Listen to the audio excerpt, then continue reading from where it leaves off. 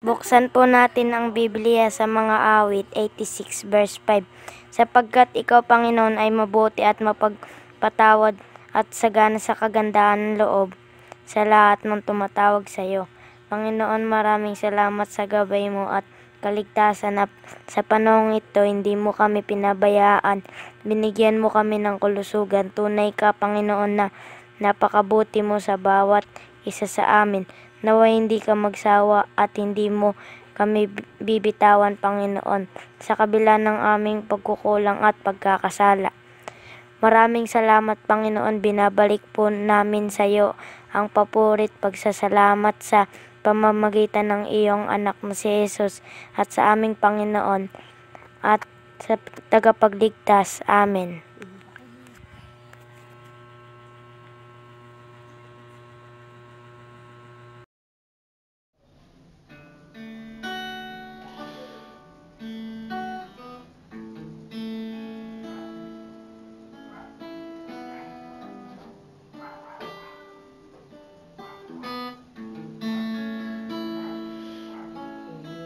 Jesus,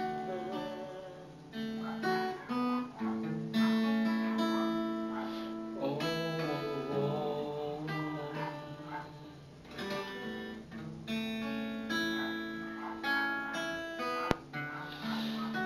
Panginoon, lumalapit kami sa iyong harapan sa oras na ito.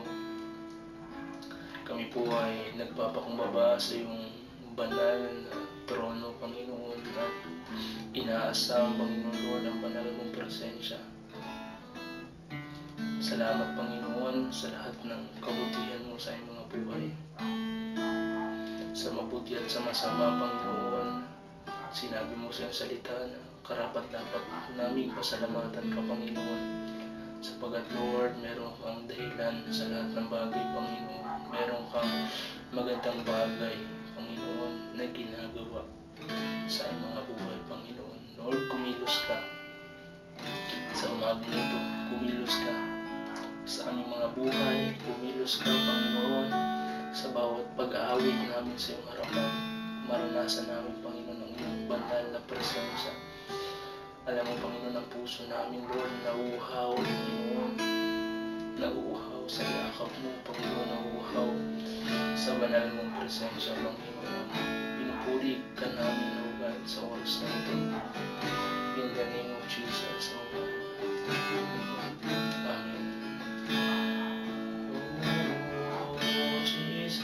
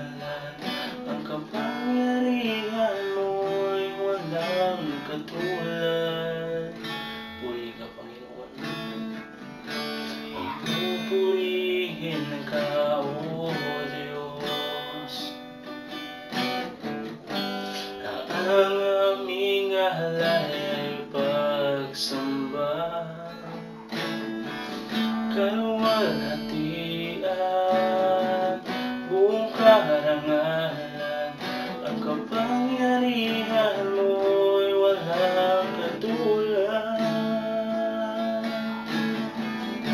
Ikaw ang tunay na Diyos, ika'y walang katulad. Ika'y nag-iisa, ikaw lamang, wala nang iba.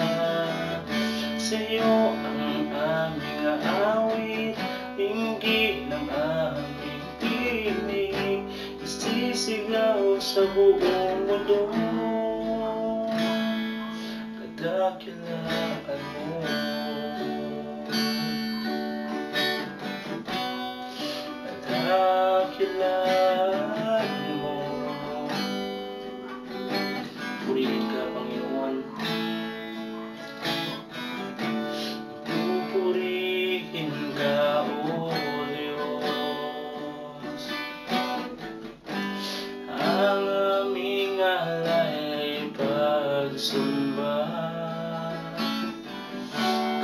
kaluwalhatian, buong karangalan, ang kapangyarihan mo ay walang katulad.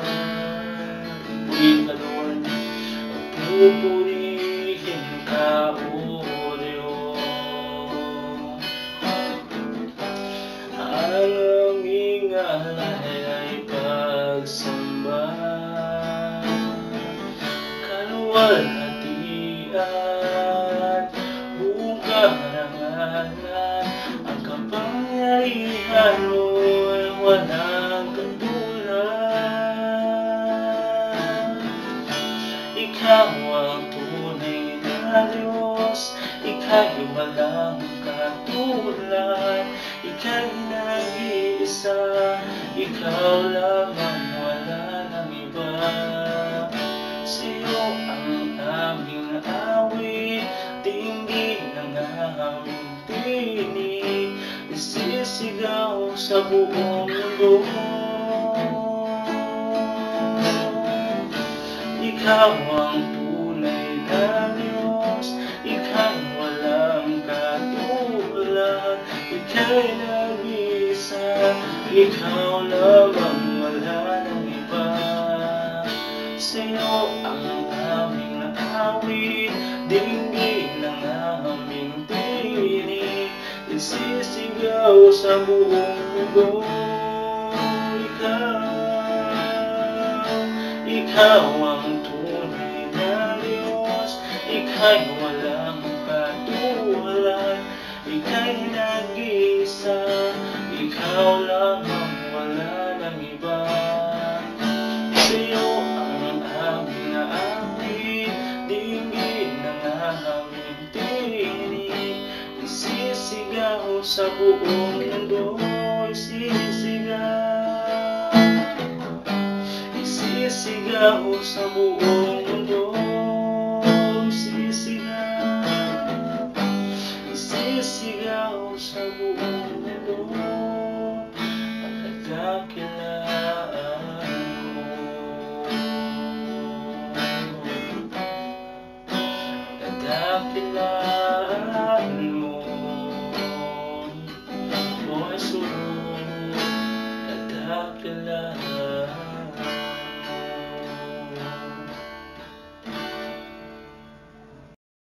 Ang Diyos na ating pinaglilingkuran, asamin natin ang kanyang presensya sa ating kalagitnaan, sayawan natin, indakan natin ang buhay na Diyos na ating sinasamba sa umagang ito. Hallelujah! Purihin at sambahin ang Diyos natin.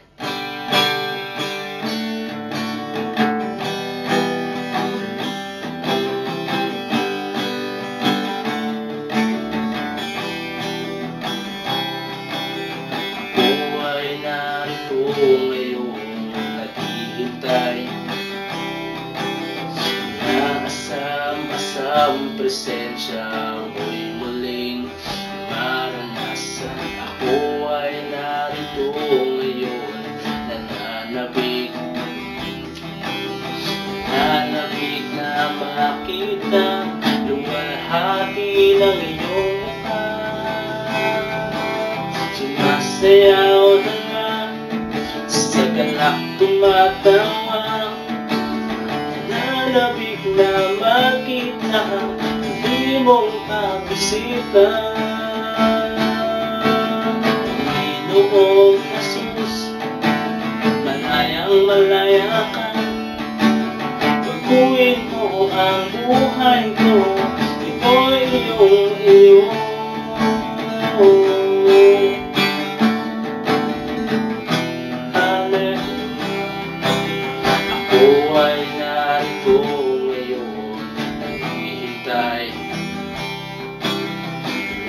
asam-asam presensya mo'y muling maranasan. Ako ay narito ngayon, nananabik na makita, luwalhati ng iyong mukha. Sumasayaw na nga, sa galak tumatawa, na makita, hindi mong pagbisita. Panginoong Jesus, malayang malaya ka, baguhin mo ang buhay ko, ito'y iyong sumasayaw na nga, sa galak tumatawa, nananabik na makita, muli mong pagbisita. Panginoong Jesus, malayang malaya ka, baguhin mo ang buhay ko, ito'y iyong.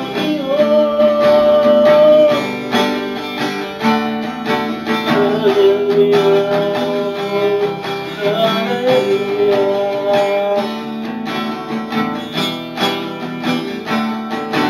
Sumasayaw na nga, sa galak tumatawa, nananabik na makita, muli mong pagbisita. Panginoong Jesus, malayang malaya ka, baguhin mo ang buhay ko, baguhin mo ang buhay ko, baguhin mo ang buhay ko, ito'y iyong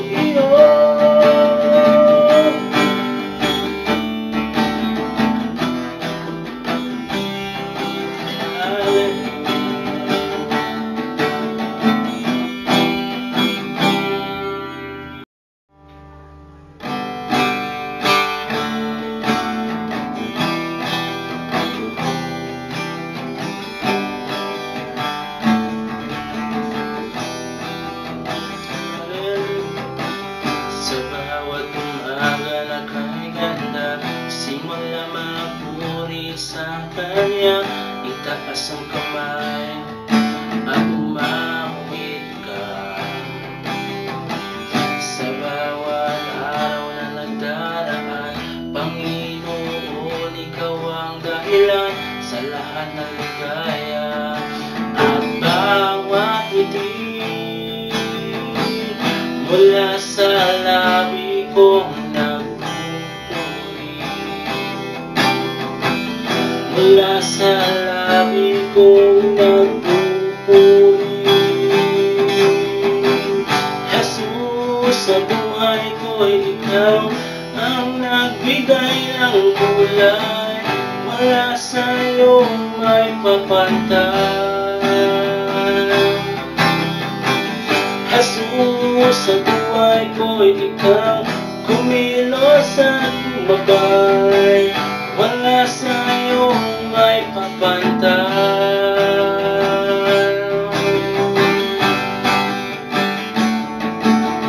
Hallelujah. Sa bawat umaga na kay ganda, simula magpuri sa Kanya, itaas ang kamay at umawit ka. Sa bawat araw na nagdaraan, Panginoon, Ikaw ang dahilan sa lahat ng ligaya at bawat ngiti. Mula sa labi kong nagpupuri, mula sa labi kong nagpupuri. Jesus, sa buhay ko'y Ikaw ang nagbigay ng kulay, wala sa'yong may kapantay. Jesus, sa buhay ko'y Ikaw kumilos at bumabay, wala sa'yong may papantay.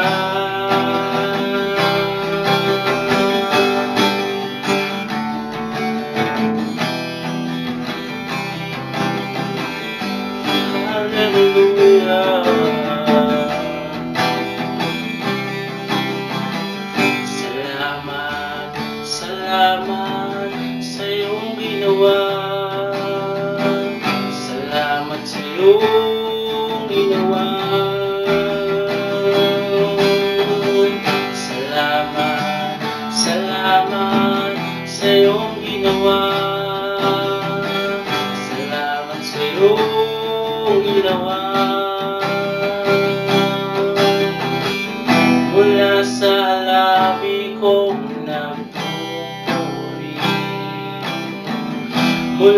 sa labi kong nagpupuri. Jesus, sa buhay ko'y ikaw ang nagbigay ng kulay, wala sa'yong may kapantay. Jesus, sa buhay ko'y ikaw kumilos at bumabay, wala sa'yong may kapantay. Jesus, sa buhay ko'y ikaw ang nagbigay ng kulay, wala sa'yong may kapantay. Jesus, sa buhay ko'y ikaw kumilos at bumabay, wala sa'yong may kapantay. Salamat, salamat sa iyong ginawa. Salamat po God.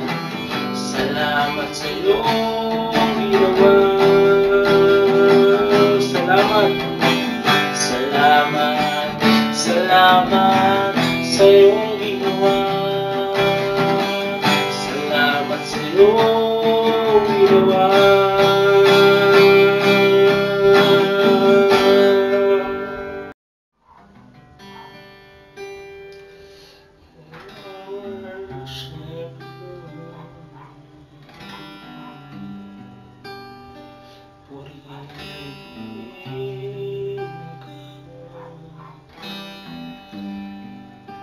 Sa pinangalan mo, hallelujah.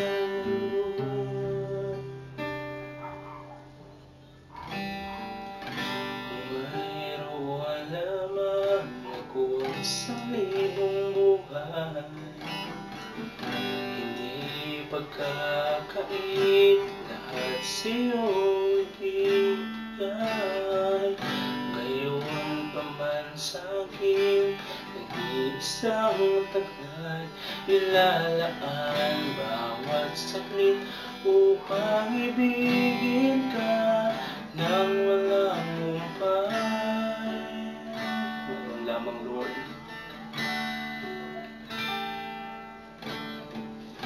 Kung mayroon lamang akong 1,000 buhay, hindi pagkakait lahat sa'yo'y bigay.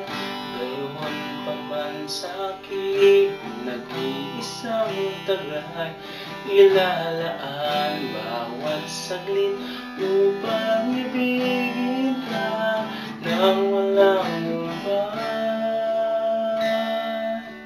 Gaya ng dagat na hindi napapagal sa pag-alon, puso ko ay ngayon nagmamahal sa habang panahon. Natatangi kayamanan ko, ikaw ay sambahin. Wagas na pagsintay, iyong dinggin, kalakip na awitin. Muli Panginoon, hallelujah. Kung mayroon lamang akong 1,000 buhay, hindi pagkakait lahat sa'yo'y bigay. Gayon pa man sa'kin nag-iisang taglay, ilalaan bawat saglit upang ibigin ka nang walang humpay. Gaya ng dagat na hindi napapagal sa pag-alon, puso ko ay sa'yo nagmamahal sa habang panahon. Natatangi kayamanan ko, ikaw ay sambahin. Wagas na pagsintay, iyong dinggin, kalakip na awitin.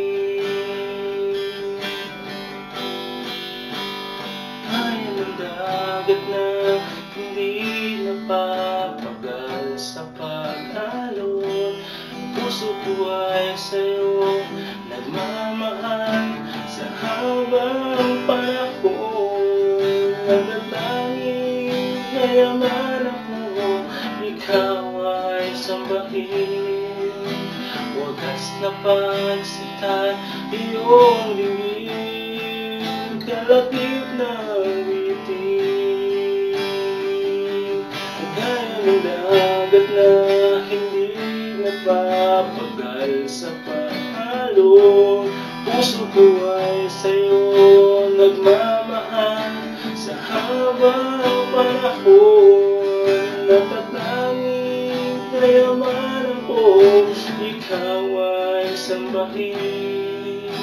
Wagas na pagsitan, iyong dinggin, kalakip na witing.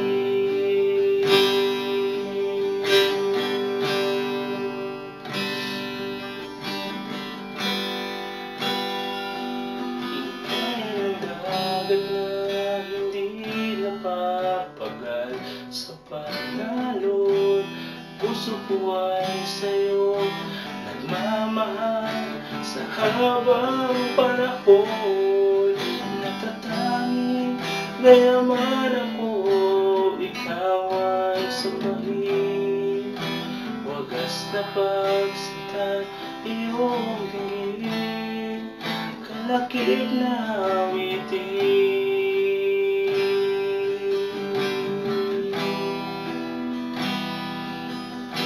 Wagas na pagsitan, iyong dinggin, kalakip na witing.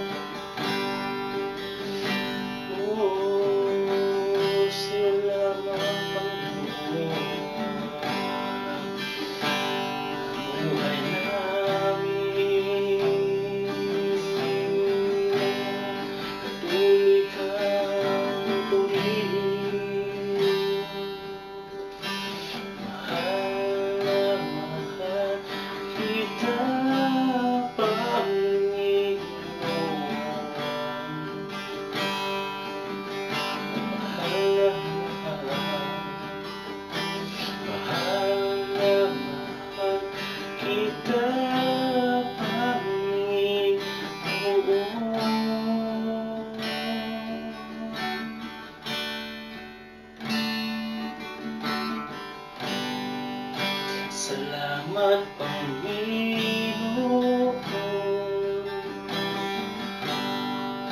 Salamat sa biyaya mo, kay buti, kay inam, kay sarap, pagmasdan ngayong nilikha.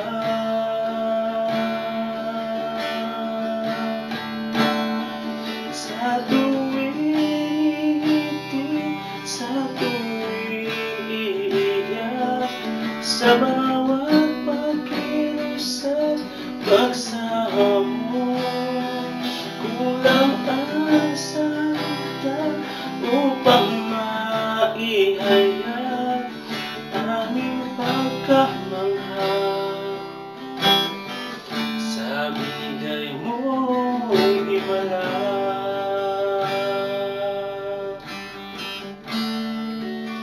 Salamat, Lord.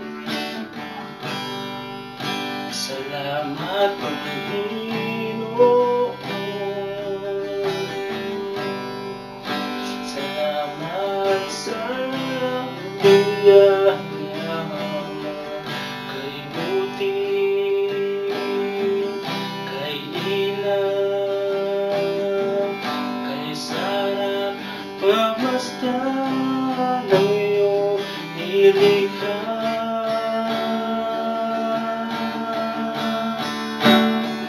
Sa tuwing itik, sa tuwing iiyak, sa bawat pagkilos at pagsaham mo, kulang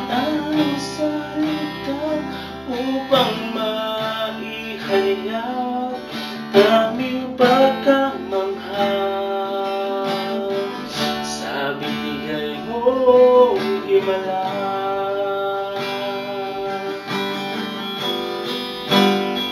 Sa tuwing inipis, sa tuwing iiyak, sa bawat pagkilos at pagsaha mo, kulang ang salita upang maihayag aming pagkamangha sa binigay mong himala.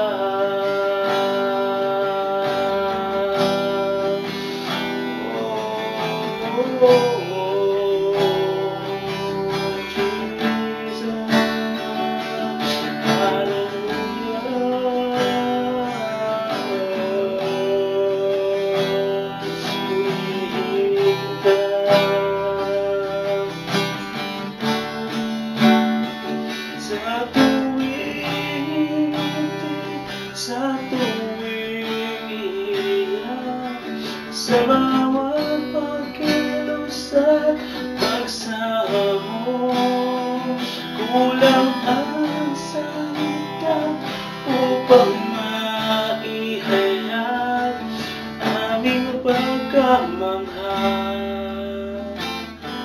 sa binigay mong himala.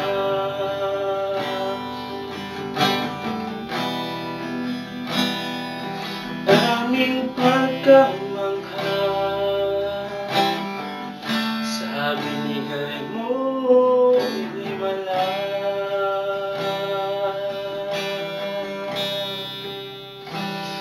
Pupurihin ka,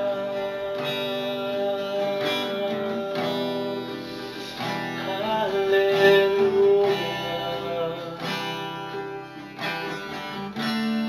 hallelujah. Panginoon, hindi kami nagsasawa, Panginoon, na sambitin, Lord, sa aming mga labi mula sa aming puso, Panginoon, na mahal ka namin, Panginoon. At ang buong buhay namin, Panginoon, ay nakaalay para sa iyo, Panginoon. Maraming salamat, Ama, na sobra kaming namamangha, Panginoon, sa time na gumagawa ka ng himala sa aming mga buhay. Sa anumang sitwasyon, Panginoon, at sa anumang pagkakataon, Panginoon, iniingatan mo ang aming mga mahal sa buhay, iniingatan mo kami, at patuloy na pinagpapala, Panginoon. Kaya Lord, I pray, Panginoon, we pray, Panginoon, Lord, na kumilos ka sa aming kalagitnaan. I-bless mo, Panginoon, Lord, ang iyong mga anak, ang sa kalookan, Panginoon, Lord, ang aming pananambahan, ang salita mo, Panginoon. At ang puso namin ay patuloy mong punuin ang presensya mo, Panginoon, Lord, ng iyong pagyakap, ng iyong pagmamahal, at ng iyong pag-ibig na kailanman ay hindi natapos, Panginoon. Maraming salamat, Panginoon. Pinupuli na namin at patuloy na pinapasalamatan, Lord. In Jesus' name we pray. Amen. Amen. And amen.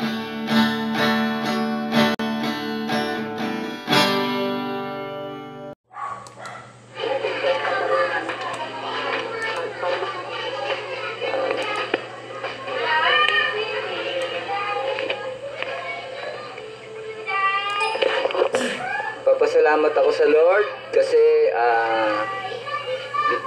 hindi niya ako pinagkukulang sa araw-araw. Inilalayo niya ako sa mga tukso. Lagi niya po akong binibigyan ng kalakasan sa paghahanap buhay, umulan man, bumagyo. Nakakapagtinda po ako. Salamat. Salamat ako sa Panginoon kasi anumang pandemya, nakakaraos kami. Lahat ng suliranin ko, may dumadating din ako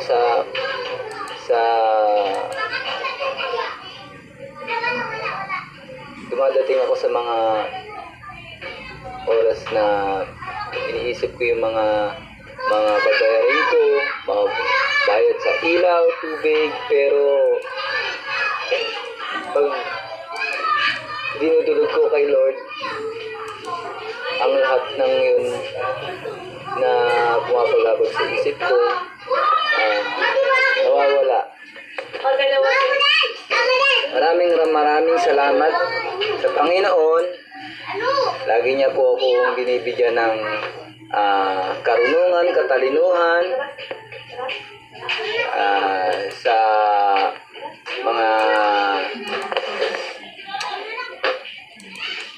mga pagsubok. Dalangin ko rin sa Panginoon na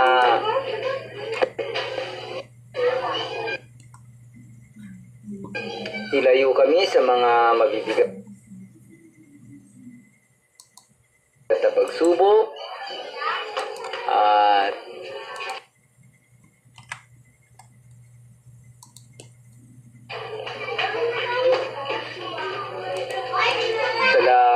sa mga gastusin ko.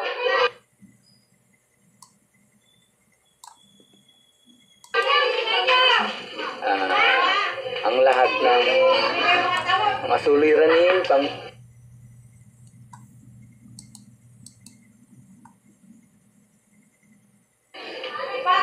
Panginoon ko lang po ipagkakatiwala.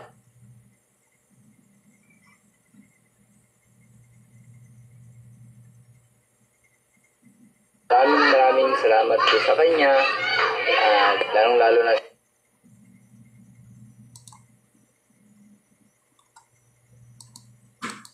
sa mga ginagamit na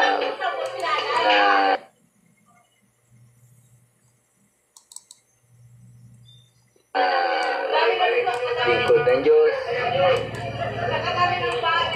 Sinaroon si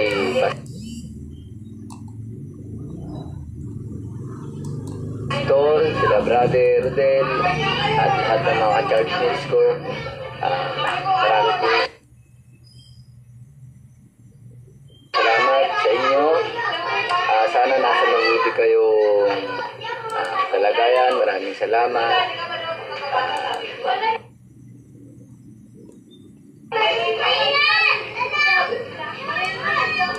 Sa lahat-lahat, purihin ang Panginoon. Amen.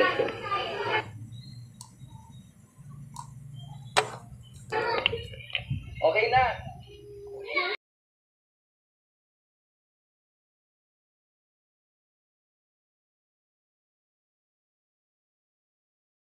Magandang umaga po sa bawat isa. Salamat at tayo ay na-bless sa awitan.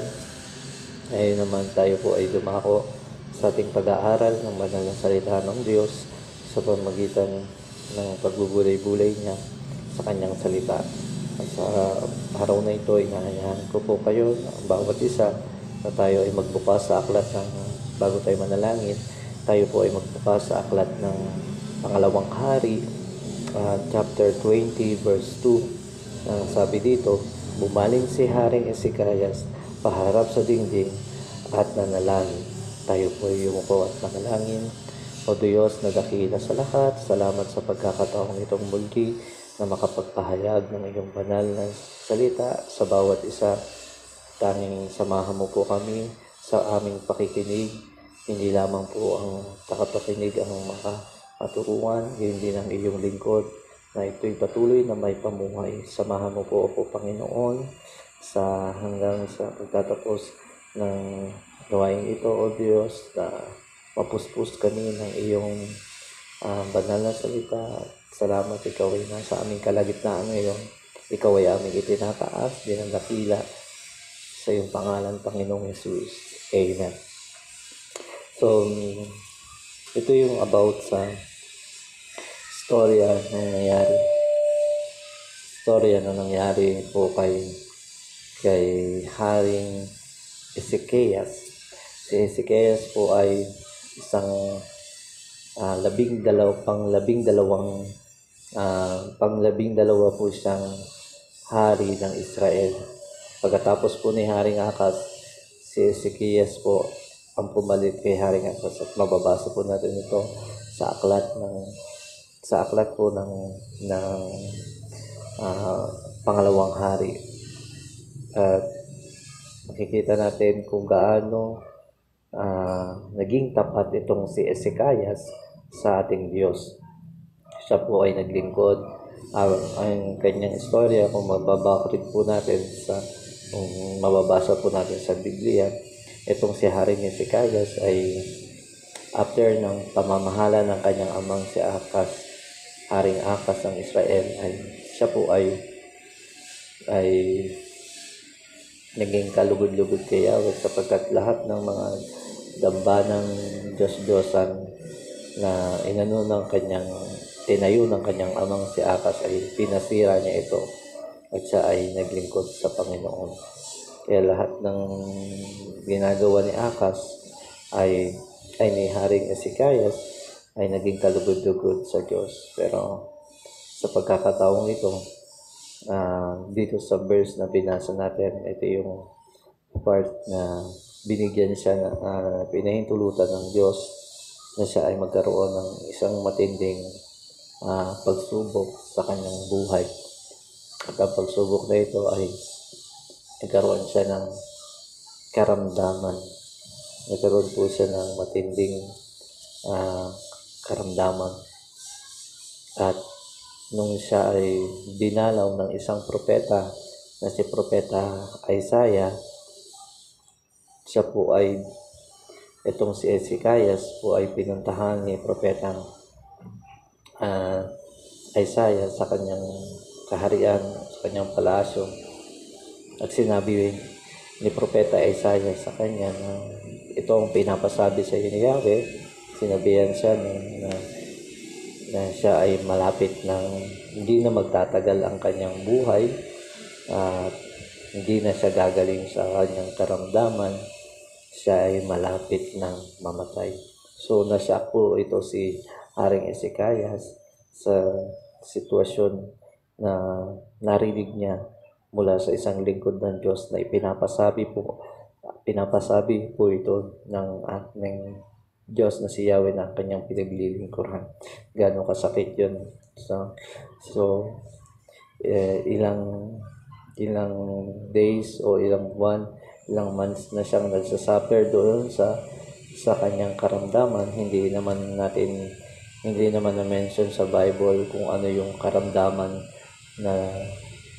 na dumapo kay Haring Ezekias that time.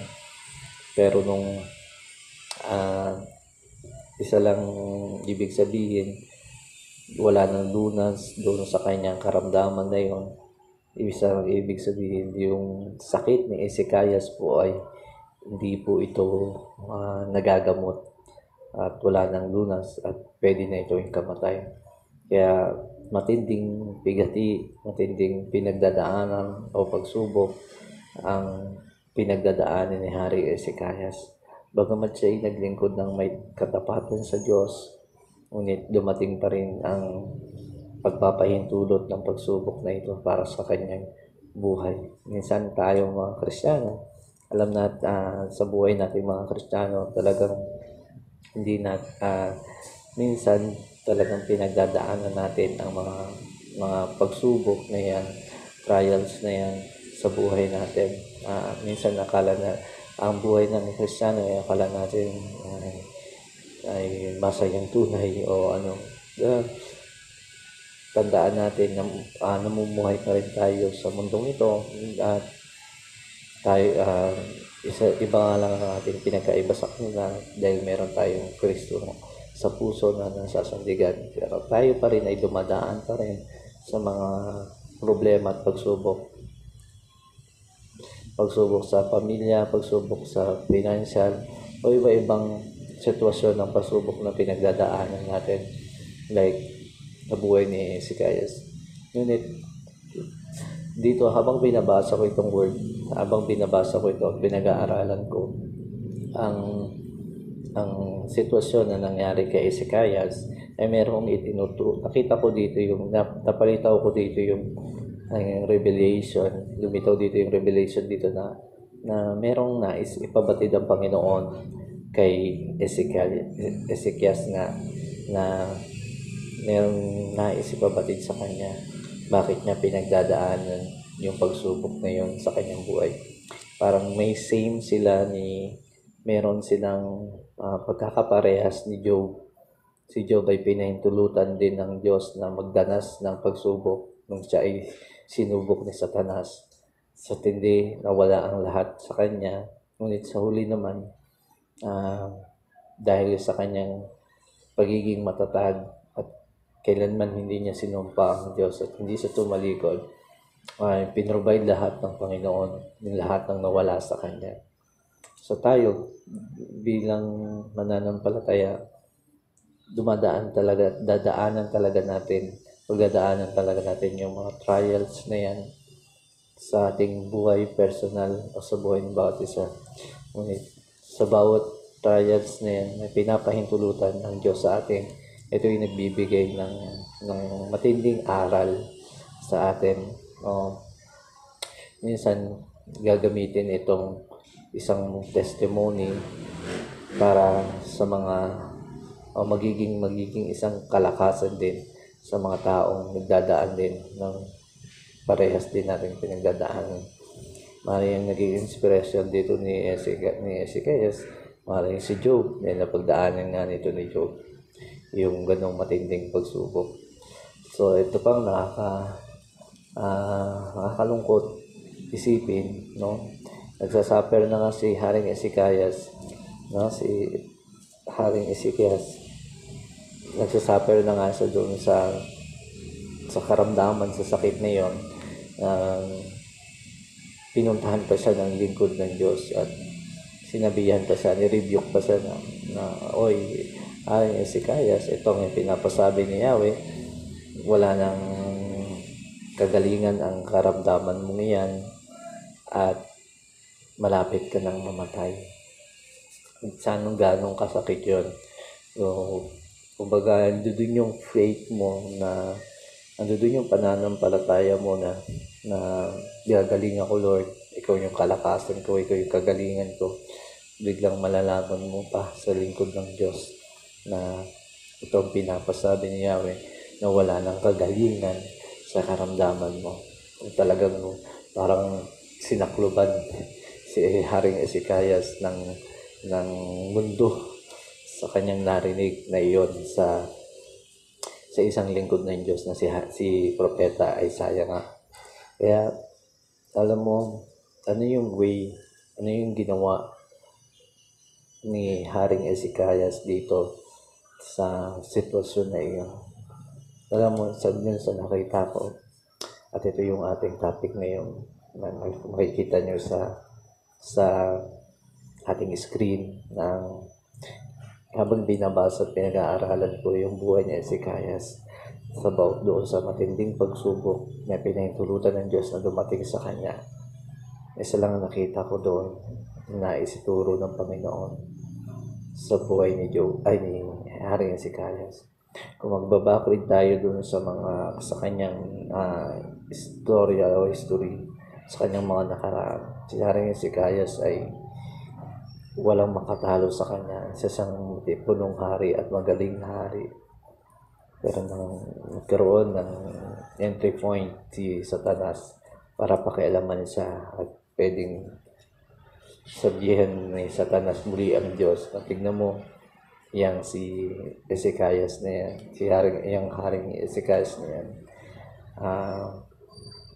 Tapat siya sa'yo, siya sa'yo, pero makikita mo yung kanyang ugali ay meron pa rin siyang pagiging mayabang.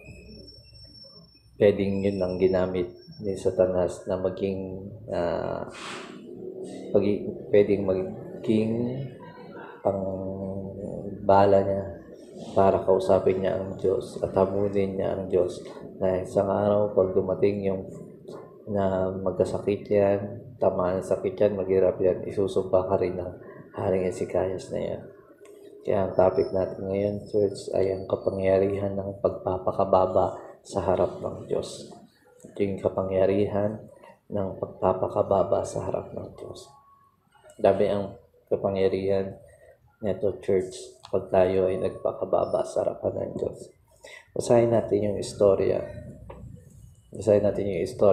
About dun sa buhay ni Haring Ezekias. Dito buksan natin yung ating Bible sa Isaiah 38 verse, basahin natin yung Isaiah 38, ang buong istorya. Buksan natin, church, Isaiah 38. Ayan. Sabi dito sa Isaiah 38 na nagkasakit si Ezekias. Tandaan natin, church, may kapangyarihan sa pagpapakababa sa harapan ng Panginoon. Napakatindi ng mga pinagdadaan ng pagsubok natin sa ating buhay. Huwag tayo pa rin magrebelde. Huwag nating alisin yung ating pananampalataya sa Panginoon. May plano ang Diyos kung bakit pinagdadaanan natin ang lahat ng ito. May plano ang Diyos kung bakit nandito tayo sa ganitong sitwasyon. At tulad nga ng sinasabi ko lagi, tayo na may pananampalataya sa Diyos, lagi nating panghawakan ang ibig sabihin ng pananampalataya natin sa Diyos. Yung mga bagay sa Hebreo chapter 11 verse 1, yung mga bagay na hindi natin nakikita, na ating inaasahan, alam natin ito yung mangyayari. Opo. So yun yung aking challenge sa bawat isa sa atin, na huwag natin alisin ang ating faith, ang ating pananampalataya, sapagkat ang pananampalataya ito ay magbibigay sa atin ng pag-asa. Kaya anuman sitwasyon na pinagdadaanan natin, tandaan mo ito, magpakababa ka sa harapan ng Diyos, pakababa ka sa harapan ng Panginoon, at doon mo makikita ang kapangyarihan ng Panginoon. Tingnan mo, basahin natin ang Isaiah chapter 38 verse 1 and verse 1. Verse 1 hanggang 22. Verse 1, 22. Okay. Verse 1.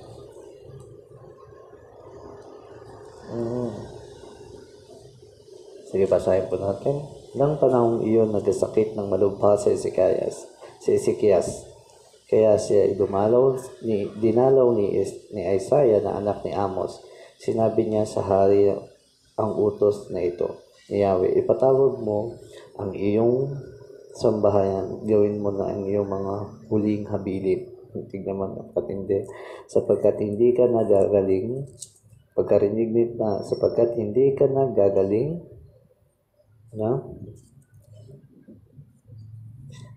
pagkarinig nito, humarap siya sa dingding at nanalangin. Verse 3, O Yahweh, alam mo kung paano ako namuhay sa iyong harapan. Naglingkod ako sa iyo ng tapat at ginawa ko'y pawang nakakalugod sa iyong paningin. Pagkatapos nanangis siya ng malakas at nagsalita uli kay Yahweh, si Isaiah, wika sa kanya, sabihin mo kay Ezekias ang sinasabi ni Yahweh ng Diyos ng iyong ninunong si David. Nakita ko ang iyong pagluwa at narinig ko ang iyong dalangin. Kaya 15 taon ka pang mabubuhay. Hindi lamang iyon, ikaw at ang iyong lungsod na ito ay hindi maaano, pagkat ipagtatanggol ko kayo laban ng hari ng Asia. Si Isaiah ay nagpakuha ng pantapal na igos para sa bukol ni Ezekias. Gumaling naman ito at itinanong ni Ezekias, ano ang magiging palatandaan na ako'y maaari nang umakyat sa templo. Ito ang palatandaan. Ibibigay sa iyo ni Yahweh ang patunay na tutupdin niyo ang kanyang pangako. Ang anino sa orasan ng palasyo ni Haring Akas at pabalikin niya ang 10 guhit. Gayon din nga nangyari. Ito ang awit na sinulat ni Haring Ezekias matapos siyang gumaling. So napakaganda ng church, no? nung dinalaw si Haring Ezekias ni Isaiah at tinapat siya nito, tawagin mo na ang iyong buong sambayanan, at magbigay ka na ng huling habilin. Sa 2 King, sa pangalawang hari, chapter 20, mababasa rin natin yung isang side ng istorya doon na talagang tinapat na si Haring Ezekias na ikaw ay mamamatay na, hindi ka nagagaling sa iyong karamdaman.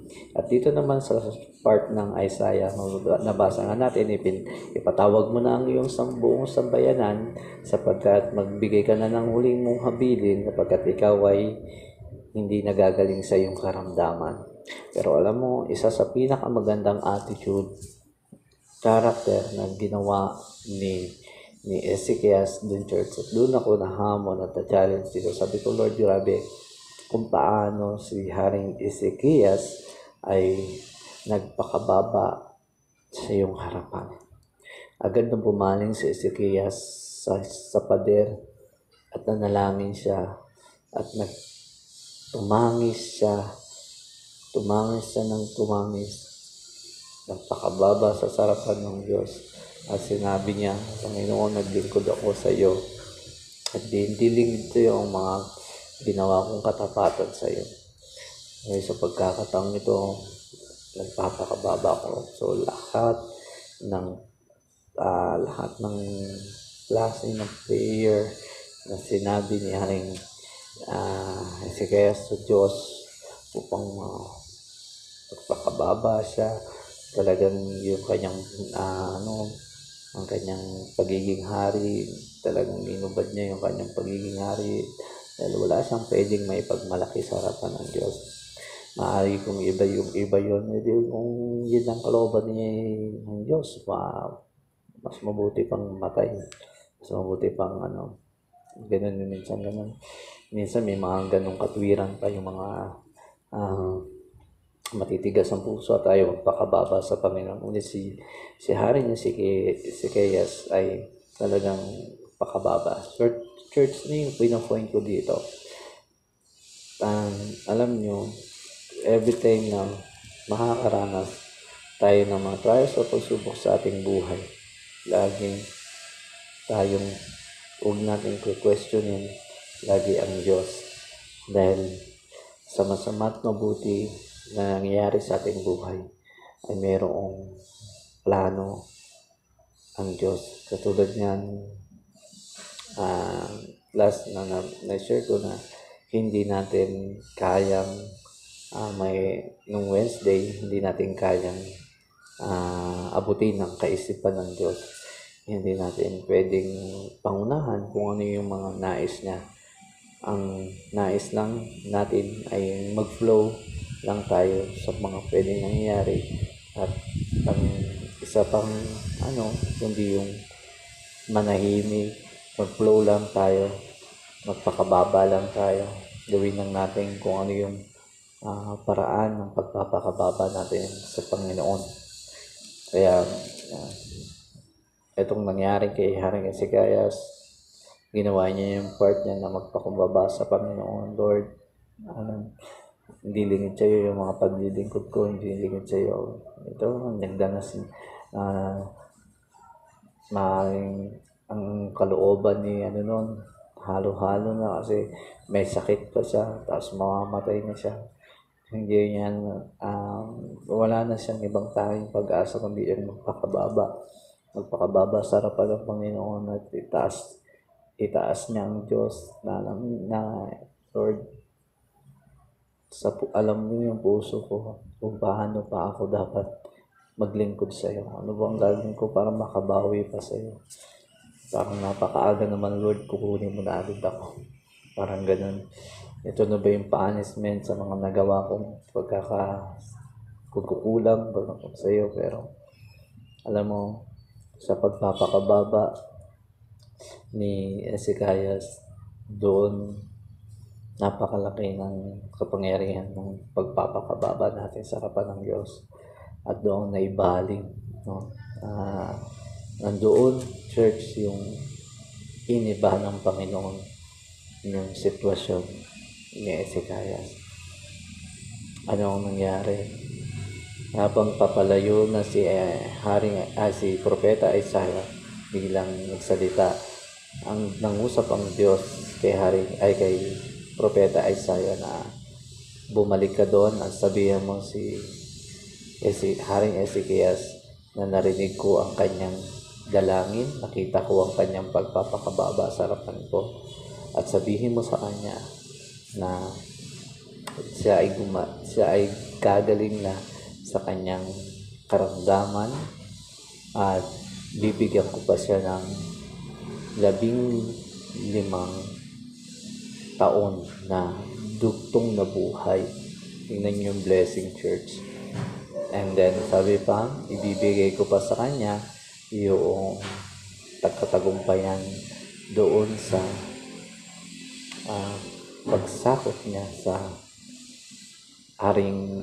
sa bansang Assyria. So ano yun, church? Agad na bumalik sa Isaiah at sinabi niya ito, at lubos ang kagalakan ni Haring Ezekias doon sa muli niyang natanggap na mensahe ng Diyos.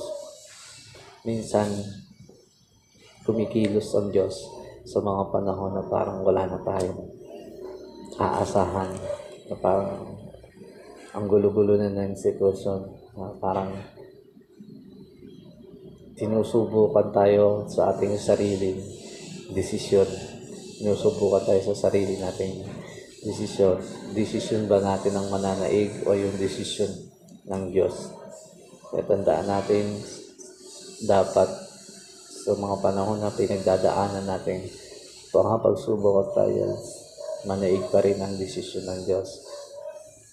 Wala tayong ibang gagawin kundi ang magpakumbaba pa rin sa harapan ng Diyos. Kasi minsan, karaniwan sa mga tao ay maraming napapahamak dahil gumagawa ng sarili nilang desisyon na hindi naman ito ang kalooban ng Diyos.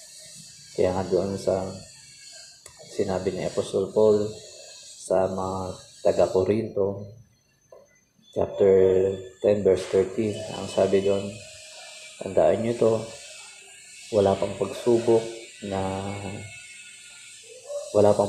ibinigay sa inyo na hindi nyo kayang lagpasan. So, ibig sabihin, binigay yung pagsubok, pinahintulutan yung pagsubok na yan sa buhay ng bawat isa sa atin. Yan ay kaya natin lagpasan sa piling ng ating Panginoon. Kaya, may matatapos din yung sitwasyon like yung nangyayari ngayon sa ating mundo about dito sa pandemya na ito, o hindi man ito sa pandemya, di ko po alam kung ano yung bawat pinagdadaanan ng bawat isa. Yan man ay financially problem, yan man ay family problem, personal problem, o ano man na problema yan. Tandaan natin, church, may kapangyarihan sa pagpapakumbaba natin sa harapan ng Panginoon. May kapangyarihan kung paano tayo pag tayo ay nagpakababa sa Panginoon, at sabihin lang natin kung ano yung huwag lang tayong gumawa ng sariling desisyon, kundi yung desisyon lagi ng Panginoon. At siyempre, ano ba yung mga pwede nating kaparaanan na magpakababa sa harapan ng Panginoon ngayon? Una sa lahat, habang ganitong situation natin sa quarantine, so mag-focus tayo sa kanyang Word of God. Dahil dito lang sa salita ng Diyos, nangungusap ang Panginoon sa atin kung paano dito gayo niya pinalalakas. At siyempre, hindi rin dapat mawala ang laging panalangin at magbabad sa Kanya. Siyempre, higit sa lahat, lumakad tayo sa katwiran ng Diyos. Huwag tayong gumawa ng solusyon na mali, huwag tayong gumawa sa sa kalooban natin, akala natin tama, ito na lang yung solusyon para matapos itong problemang ito. Kapamakan lang ang mangyayari ngayon. Kapag ang mali ay pinatungan mo ng mali, mali pa rin yun. So, kailangan talaga yung will ng Lord. Maraming taktika ang kaaway kung paano tayo i-down, kung paano tayo ngayon ibagsak sa ating pananampalataya. Natutuwa nga ako nung last Friday sa aming prayer meeting sa Ofada family. Talagang nausap ang Lord na 10 years from now, ito na yung situation ng bawat isa. Basta tandaan lang natin, church, na huwag kayong mawawala, na huwag niyong aalisin ang inyong pananampalataya sa Diyos, ang pananalig niyo sa Diyos. Patuloy at patuloy lang kayo. At isang araw makikita niyo yung bunga ng pagkasagana sa Panginoon. Sabi ko nga, madalas, may mga pinagdadaanan tayo. Yung pinagdadaanan na yan, kaya nga pinagdadaanan, nalalagpasan din natin. Lilipas din niyan.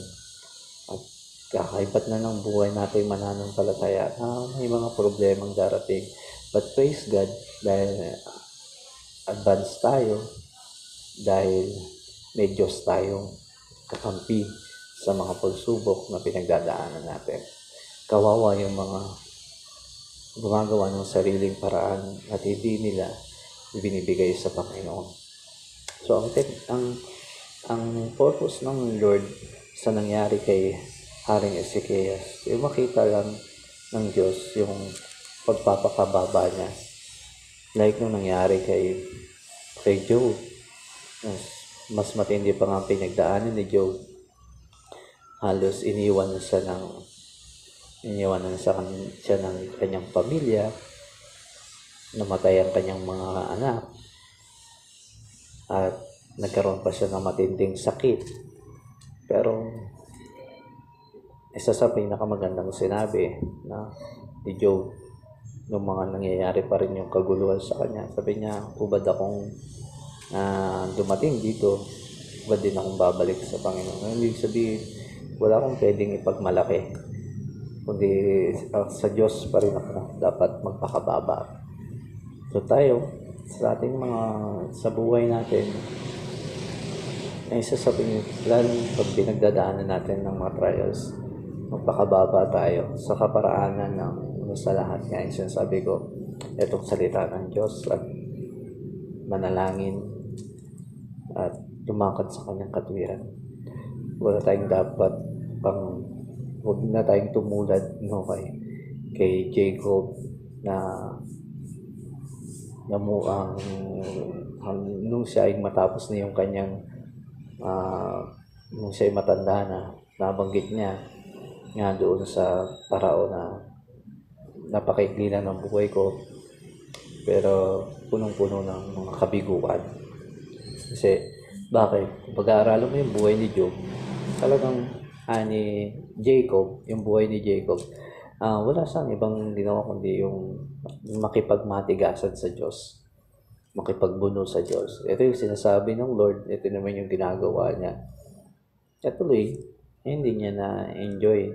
Like yung buhay ni Abraham, naranasan yung mga himala ng Panginoon at pagpapala ng Diyos, promise ng Lord. At kay Isaac din naman, ganun din. Pero pagdating kay Jacob, talaga yung suffer ni Jacob ay mas nanghihirap ng kanyang pinagdaanan. Bakit? Kasi, bakit nangyari yun? Dahil nga, ang hilig ni Jacob makipagniig sa Lord. Ang hilig ni Jacob yung bang makipagbuno sa Panginoon. So tayo, mga mananampalataya, tinuturuan tayo dito ng Lord. Lalo na sa sitwasyon natin ngayon. About dito kay Ezekias, ang nais lang ito batid, yung binabasa ko nga ito, sabi ko, yung Lord, ang gusto mong palabasin dito, gusto mong ipakita dito. At nagulat din ako na ito pala, na meron talagang nais mong ipabatid kay Haring Ezekias dito, yung magpakababa talaga sa Panginoon. dahil sa pagpapakababa natin sa Panginoon, ito ay merong kapangyarihan. May kapangyarihan. So, proof, test, and proven na talaga yan from Old Testament to New Testament na ang mga tao kapag pakababa sa harapan ng Diyos, talagang kinain mo na yung pride mo, kinain mo na yung prinsipyo mo, ito yung binigay mo na sa Panginoon. Ay talagang doon ka i-bless, doon ka iaahon, doon ka iaangat, doon ka iingatan o proteksyonan ng Diyos. Kasi ang nais ng Lord sa atin, alisin yung pride, dahil yung attitude ng pride na yan ay hindi yan galing sa Lord, kundi galing yan kay Satanas. Kasi Satanas ay hari ng kayabangan, hari ng pagkainggit o rebellion. Siya yung mga yun. So, tinuturo, hindi niya nalagpasan yung pagsubok sa kanya, na lagpasan niya ang Diyos. So, doon sa mababasa natin sa Ezekiel, na itong si Satanas gusto niyang lagpasan ng Diyos. Siya rin ay maging Diyos. Ngunit kahit kailan hindi mo malalagpasan ng Diyos, dahil ang Diyos, siya pa rin ang naglikha sa iyo. So, binagsak itong si Satanas. So, yun pinapakita doon, ang kayabangan, ang rebellion, ang pagkainggit, ang pagre-rebelde, ang gumawa ng sariling desisyon, at hindi ang desisyon ng Diyos ang ay panguna sa buhay, ay yan ay karakter ni Satanas. At yun yung tinuturo sa atin, tayong mga mananampalataya, tayong mga anak ng Diyos, na akala natin ang buhay ng pagiging Kristiyano ay alive, ganito, ganyan. At hindi tayo, pag dumating talaga yung mga trial na talagang susubukin ka, tama yung sinasabi ni Apostol Pedro na ang mga tunay na mananampalataya ay parang isang ginto, no? Na after makuha sila doon sa pagmimina, hindi naman sila purong ginto. Marami pang mga bato, marami pang iba't ibang nakabalot sa kanya. Then, ang kailangan gawin doon, dadalhin sa lutuan, tutunawin, hanggang sa lumabas yung pinakaginto. Yun yung ibig sabihin ni Apostol Pedro sa mga mananampalataya. So, yun yung nais ipabatid din dito, na kailangan natin matistis, kailangan nating ma-mold para lumabas yung tunay na tayo sa harapan ng Panginoon. Minsan kasi minumulto pa rin tayo ng kayabangan, minsan kasi minumulto pa tayo ng sarili nating desisyon at hindi natin nilalaan sa Diyos. Tandaan natin, ang paglilingkod sa Diyos ay hindi biro. Iba ka na ngayon, iba na tayo. So, lalo na nalalapit ng pagdating ng Panginoon sa mga nangyayari na sa ating paligid. So, kailangan natin, church, na mamold. Tama na yung nakaraan na puro tayo parang tama na yan, okay lang yan. It's time na ngayon na kailangan nating nagkaroon ng lagi ng panahon at oras sa pagbabasa at pananalangin sa Diyos. Alam mo, dumami man yung mga modern, man yung mga teknolohiya ngayon, modernisasyon na yan sa atin, huwag pa rin natin aalisin ang salita ng Diyos. Diba? Kaya, I will challenge sa bawat isa na ito yung panahon na kailangan nating magpakababa sa harapan ng Panginoon. Ito pa ba natin na paintulutan tayo ng matinding pagsubok sa bago tayo pa magkikilos. Kaya I will challenge sa bawat isa na maging matatag tayo magpakababa tayo sapagkat may kapangyarihan sa pagpapakababa natin sa Panginoon. Katulad nung nangyari kay Hezekias, bigla siyang bumaling sa Diyos at nanalangin at nagpakababa siya, tumangin siya sa harapan sa Panginoon at nagsabi siya ng ganito, ganyan. Hanggang si Propeta Isaiah, habang naglalakad siya, biglang nangusap ang Diyos, balikan mo si Haring Hezekias, at sabihin mo sa kanya, pinagaling ko na ang kanyang karamdaman. At ito pang maganda, may bonus pa, no? 2 bonus pa. Bibigyan ko siya, dudugtungan ko pa ang kanyang buhay ng 15 taon. And then sunod, masasakop niya pa ang bansang Assyria. Tingnan mo yung blessing after ng pagsubok na yan. Dahil lang sa pagpapakababa ni Hezekias. Basahin natin tingnan mo yung na kapangyarihan ng pagpapakababa natin. Basahin natin yung 2 Chronicles chapter 7 verse 14 to 15. Ito naman yung time na kay Josaphat na mismo ang Diyos ang nagsabi. Sabi niya doon, magpakababa lang kayo. Buksan natin Isaiah 2 Chronicles, pangalawang Chronicles chapter 7 verse 14. Basahin natin. Sabi dito, yung panahon ni Solomon nga, ngunit sa sandaling ang bayang ito na aking pinili ay magpakumbaba. Tignan niyo, church, yung kapangyarihan ng pagpapakumbaba. Manalangin, hanapin ako at talikdan ang kanilang kasamaan, diringgin ko sila at patatawarin ko sila at ibabalik ko sa kanilang lupain ang katiwasayan at kasagandahan. Diringgin ko nga ang mga dalangin gagawin dito ngayon ay magpakailanman. Hindi lang ko titinalaga ang bahay nito upang mamalagi rito ang aking pangalan, pangangalagaan ko at pagkakamahalin ang puok na ito magpakailanman. Ano yung verse na sinabi ng Diyos doon? Tingnan mo yung kapangyarihan ng pagpapakababa.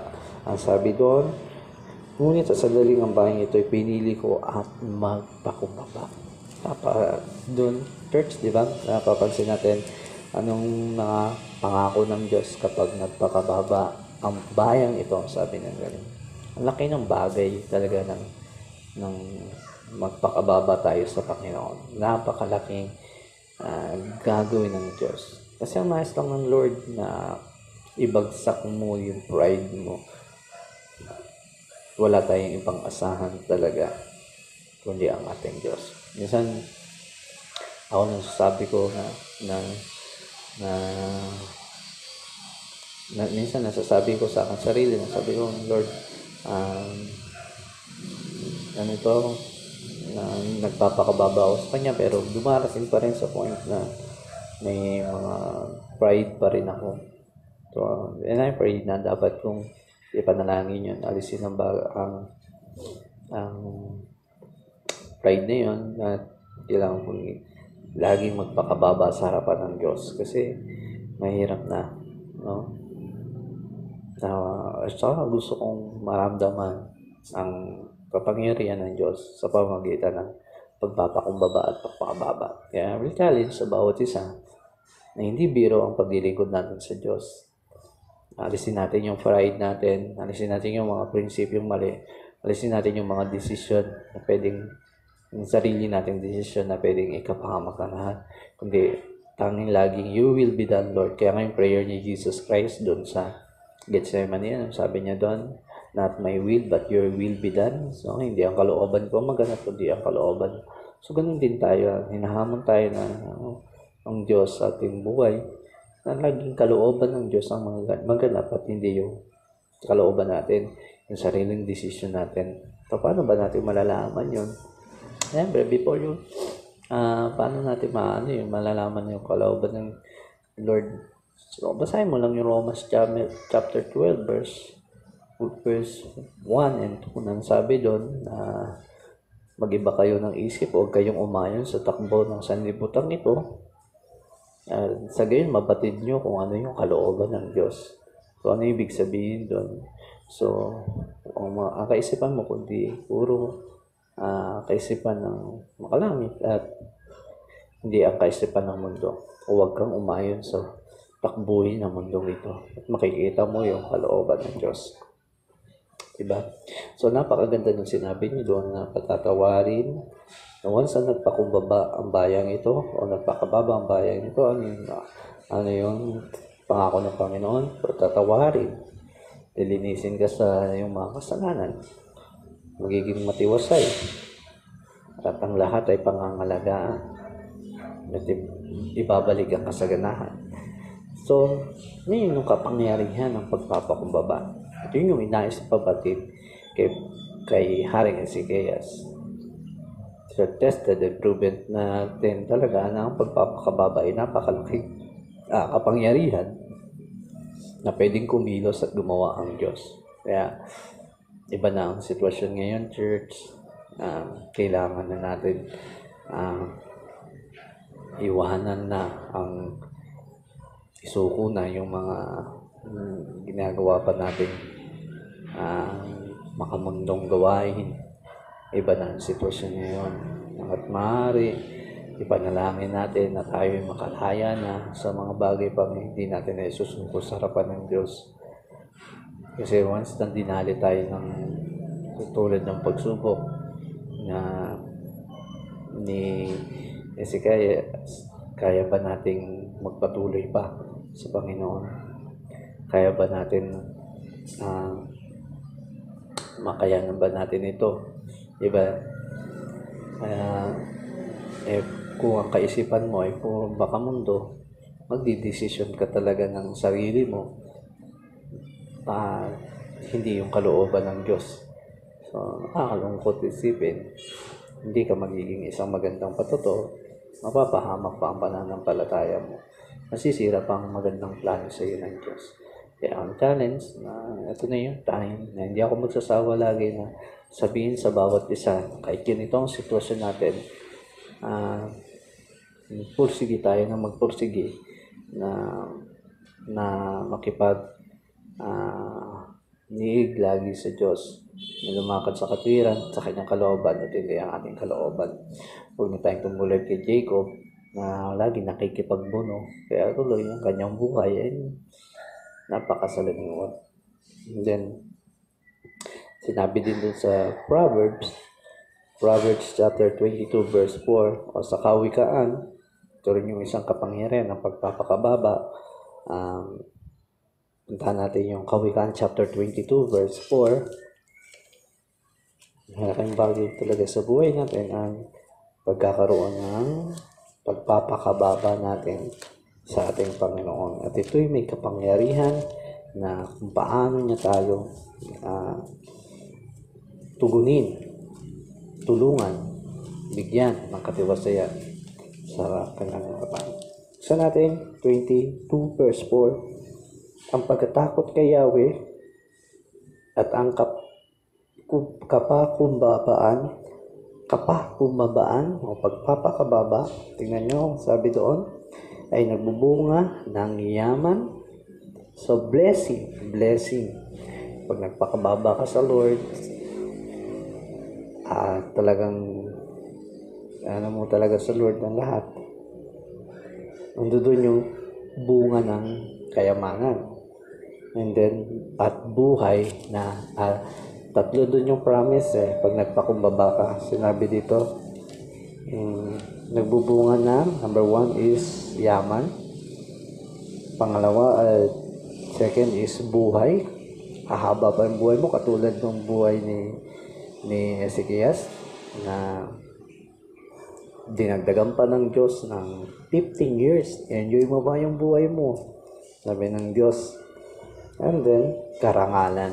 So, ang isa sa pinakamaganda sa buhay ng isang Kristiyano, tayo ay kilalang kilala dahil sa mabuting gawa na ginagawa natin sa pamamagitan ng pagsama ng Diyos. So, tatlo. Honor, no? Yung respeto sa iyo na hindi kanya Hindi ka makakalimutan ng mga tao na ito. So, number 1 na promise kapag nagpakumbaba ka sa Panginoon, dito sinabi sa Proverbs, ay pagpapalain ka o kayamanan, yaman, blessing, ibig sabihin, uunlad talaga yung buhay mo. And then, pangalawa, ay buhay, hahaba pa ang buhay mo. And then, pangatlo, karangalan. So, promotion, no? Grabe yung kapangyarihan ng pagpapakubaba. So, saan?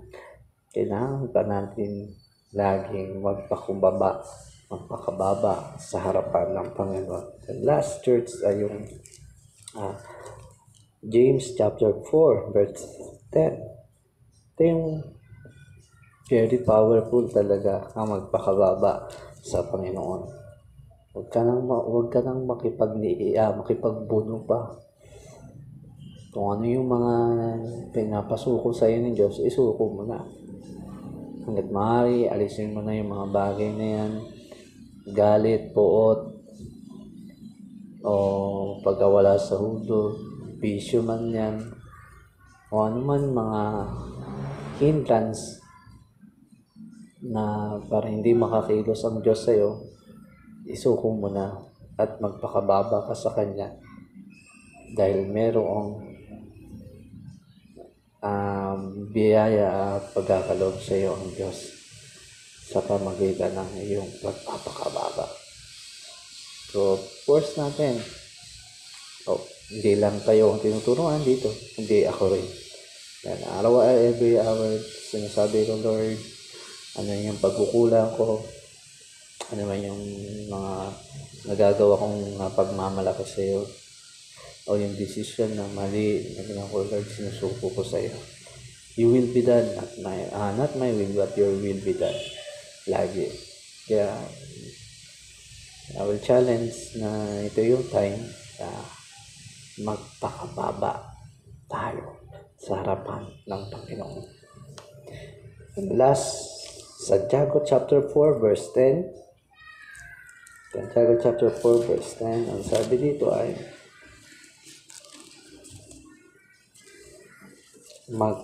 magpakababa kayo sa harapan ng Diyos at itataas na kayo.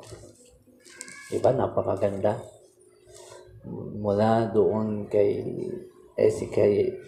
Haring Ezekias na siya ay tinapat ng Diyos. Siya dumaan sa matinding pagsubok. Siya ay tinapat ng Diyos sa pamagitan ni Propeta Isaiah na ang sabi sa kanya ay, maghuling habilin ka na dahil mamamatay ka na, wala nang lunas yung karamdaman mo. Agad alis si Propeta Isaiah. So, anong ginawa agad ni Ezekiel? Imbis na magrebelde, o iba yung magrebelde ba, siya ay bumaling sa pader at siya'y nanalangin at buong lakas ibinigay sa Panginoon. Kaya talagang bagsak sa dalhin at iyak siya ng iyak. Panginoon, hindi ligid sa iyo kung ano yun. Ano may mga pagkukulang ko, ano may sinusuko ko, lahat binuhos na sa Panginoon. Alam mo yung pagpapakababa, nakikita ng Diyos. Bumaling ang Diyos, sabi niya, kay Propeta sa Isaiah, balikan mo si Ezekiel, sabihin mo pinagaling na siya sa kanyang karamdaman. Nakita ko ang kanyang pagpapakababa. Grabe, no? Nakita ko ang kanyang pagpapakababa. Ito ang bibigay ko sa kanya. Gagaling na siya sa kanyang karamdaman. Dudugtungan ko pa ng 15 taon ang kanyang buhay at ipapasakop ko sa kanya ang bansang Asia. Blessing yun. And then doon sa panahon ni Solomon, sabi sa sandaling, ang sabi ni Diyos sa sandaling, ang bayang ito ay magpakababa. Sila papatawarin ko, magkakaroon ng katiwasayan, ang bayang ito at pagpapalain. Sa Proverbs, ulit ko lang church sa Proverbs. Anong sabi doon? May 3 promise.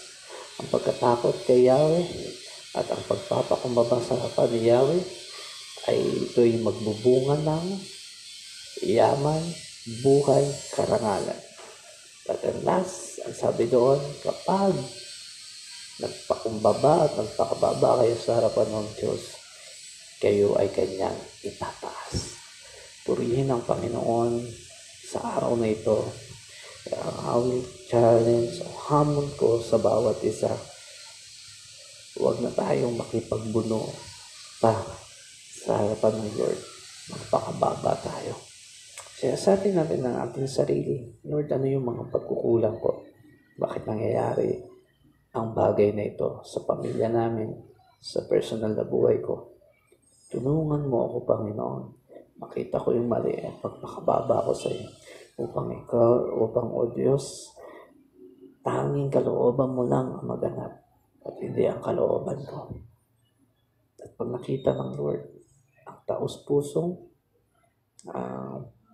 taus-puso nating pagpapakababa sa harapan ng Panginoon, ang Diyos ay hindi magdadalawang isip na kumilos ang kanyang kamay para abutin ang ating pangangailangan. Salamat sa araw na ito. Naway meron tayong uwang napakalaking bagay na magbibigay kalakasan, mas lalong pang tumindi ang ating kapit at pananampalataya sa Diyos. Church, magpakababa tayo sa harapan ng Panginoon. Salamat. Tayo ay manalangin. Ama naming Diyos na dakila sa lahat, lubos ang aming pasasalamat sa iyo sapagkat muli mo kami binigyan ng paalala sa iyong salita. Di lamang, Panginoon, ang bawat nakikinig dito sa kanilang tahanan, ang higit sa lahat ang iyong lingkod. Na sa bawat araw, ang bawat kalooban mo ang masunod at hindi ang kalooban namin. May mga pinagdadaanan man kaming iba't ibang problema sa bawat isa. Lord, tanging gagawin lang namin ay magpakababa sa iyo. Sundin ang kalooban mo at hindi ang kalooban namin. Bigyan mo kami lagi ng karunungan, Panginoon, sa bawat araw upang malagpasan namin ang anumang tukso o gawa ng kaaway. Higit sa lahat, iparanas mo sa amin ang iyong kapangyarihan kalwalhatian. Panginoon, salamat sa iyo. Salamat sa kalakasan. Sa araw na ito, ikaw ay aming itinataas na dakila sa iyong matamis na pangalan, Panginoong Jesus. Amen. God bless you all for salamat sa Panginoon.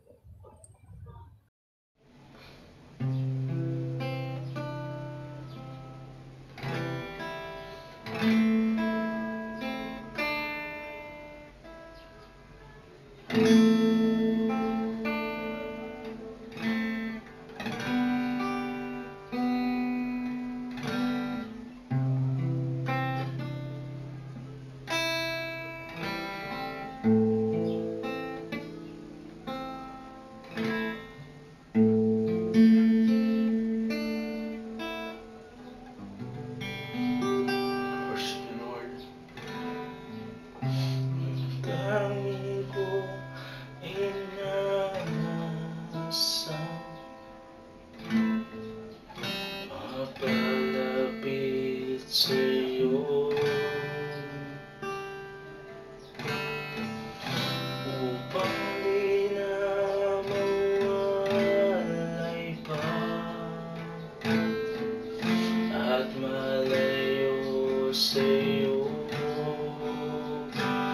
At kahit isang araw lamang gusto magubak sa templo mo, at kahit sa isang libong araw ibang tahanan ko. Panginoon, sa'yo na ako upang di na mawalay pa sa'yo.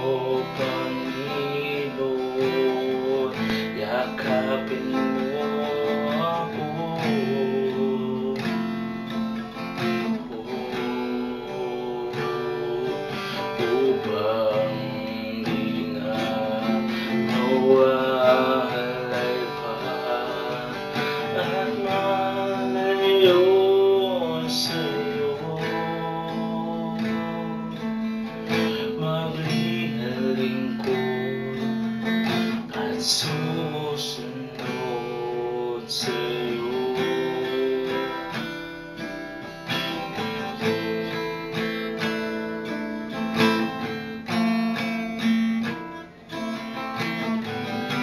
Maraming mga hadlang, Panginoon, kay rami mang mga hadlang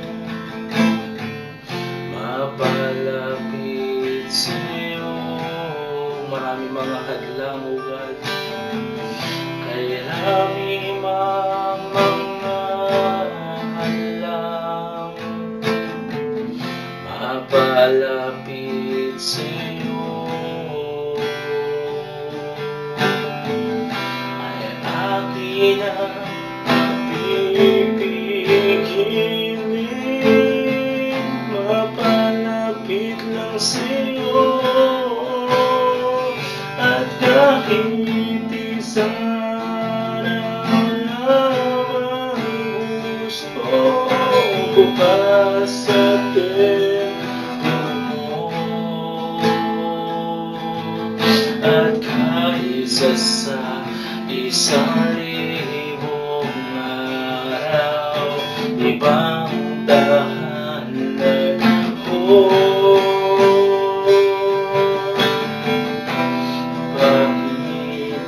Panginoon, sa'yo na ako,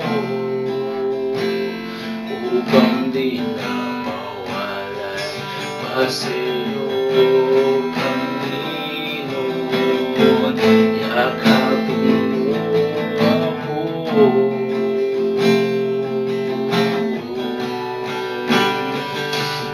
Upang di na mawalay pa sa'yo. Maglilingkod at susunod sa'yo.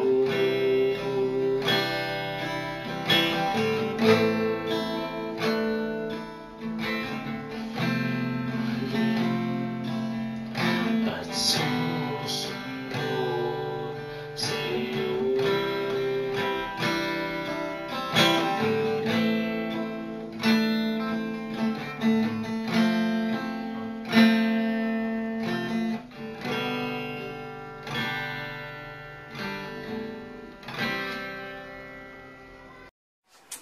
Amen. Dumako po tayo sa gawain ng pagbibigay at pag-iika po, pagta-tithes and offering, and always be faithful po tayo, maging tapat tayo para sa Panginoon at hindi para sa tao. Amen. Maging ministry natin, maging part natin. Amen. Yung pagbibigay natin sa church, pagtulong natin, pag-support natin sa church. So, yan ay ministry po. So, huwag tayong mag-alinlangan kasi tapat mga po ang Diyos sa mga buhay natin. Amen. Once He said na He will bless you, He will bless your family, He will bless yung ating buong sambahayan. Yun ay mangyayari at magaganap at may tamang panahon para doon. So, rumaragasang pagpapala po para sa lahat ng mga anak ng Diyos. Amen.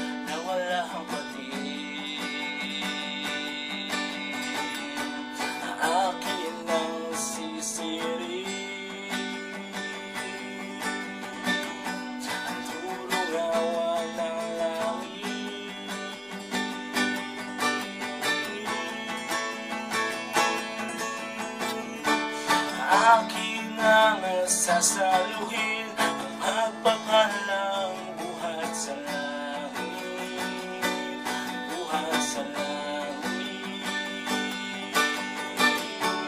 Akin ang sasaluhin ang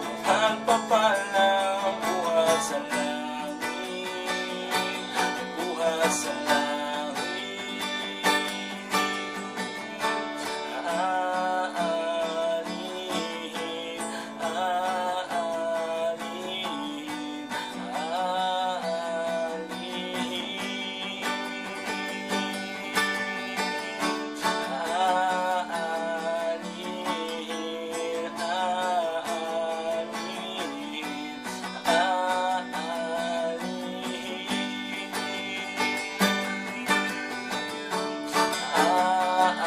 Aalihin, aalihin, aalihin,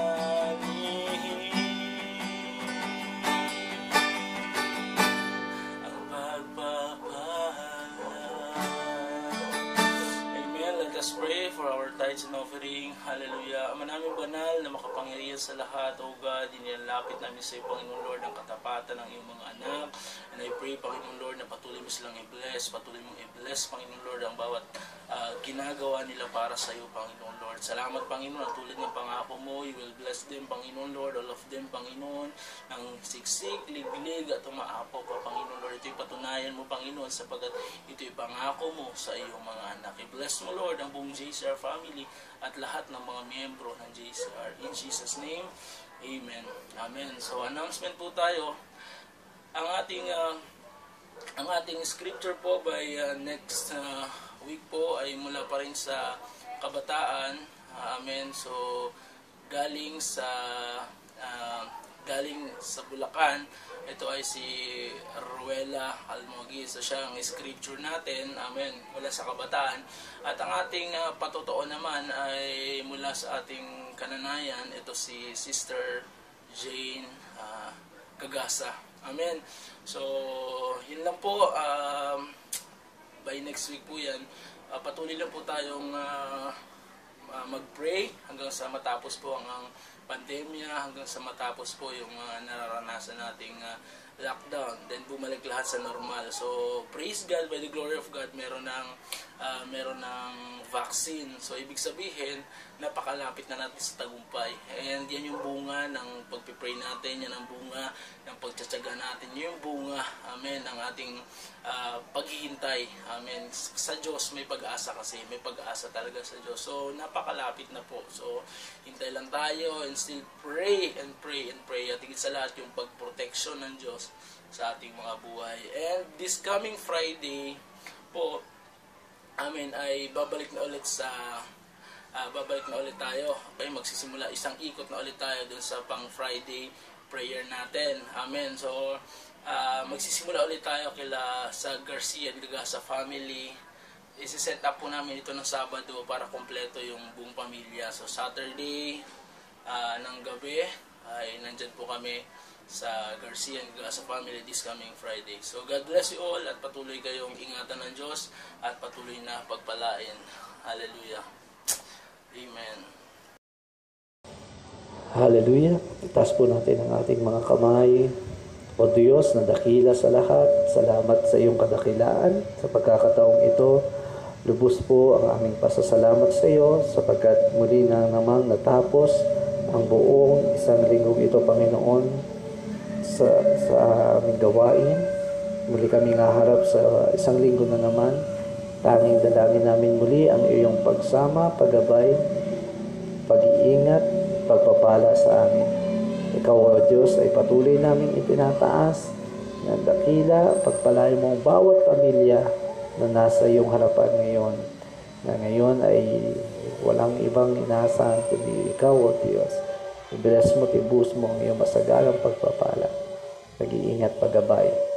Sa tanging pangalan mo, sa ngalan ng Ama, ng Anak, at ng Espiritu Santo, ang lahat ay magsabi na, Amen. God bless you all po, and we love you. We love you. We love you with the love of the Lord.